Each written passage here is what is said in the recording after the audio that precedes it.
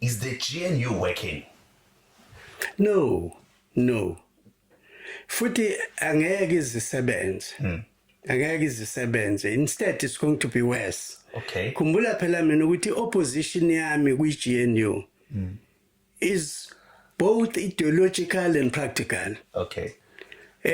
Mina enye ukuphikisana kwami no African National Congress ama neoliberal policies. Yeah. You don't take ama neoliberal policies anjenganalawa athathwe yithi kwaKhongolose. Asikwazi ukufaka izwe esikweletini esingaka se-IMF. Ewanje ukuthatha lamaloan o-IMF no World Bank yimfundiso esazifundiswa kudala leso.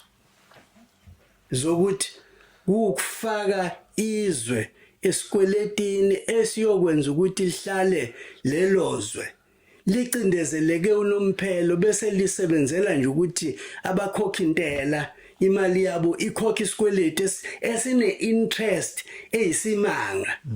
Ngakho ke I disagree with that. Okay. Fully disagree with that. Uma ke sekwakhiwa iGNU akukwazi ukuba ngcono na ufaka iDA phakathi.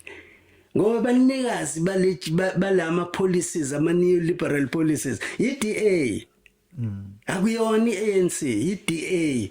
iANC kodwa ivuma izinto ezifavor iDA ezilimaza iningi labantu.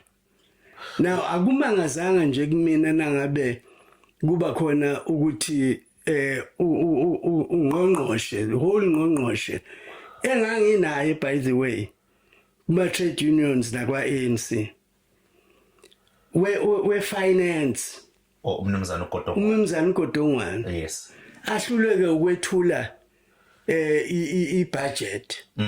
Sithi nasizwa futhi ukuthi into emehlula ukuthi ethula i-budget ingoba ufuna ukukhuphula iVAT ngo2%.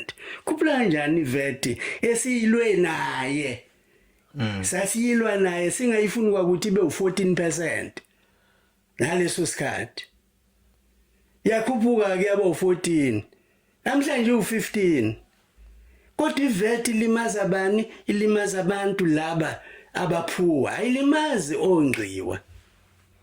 In fact uma ukhuphula iVAT usave labantu abanezimali ngokwanele okuyibona abantu ofana abakhokha ama tax amakhulu okufanele ngabe tax wabona manje ke